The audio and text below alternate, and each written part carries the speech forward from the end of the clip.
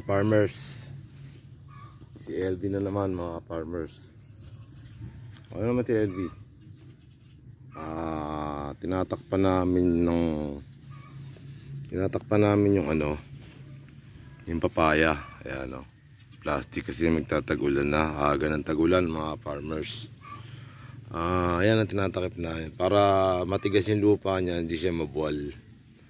Ayan mga farmers, ayan yung mga papaya. Tapos tinatabasan na namin sa farmers. Ng yung mga gilid. Kasi hindi pwedeng hukayin kasi maraming tubig. Ayan mga farmers. Tabas lang para yung papaya hindi siya yung tubig yung lupa. Kailangan malalim yung kanal. Para yung mga papaya na yan, pag namunga mga farmers, makikita nyo na. Yan, tinakpan namin muna ng yero kasi lakas ng ulan dito sa farmers sa Barangay Gulod, bayan ng Talavera, lalawigan ng Nueva Ecija. Farmers, yan yung mga papaya nila. Makikita mo mga farmers. Ayan po. Muling nagbabalik po ako, si LV.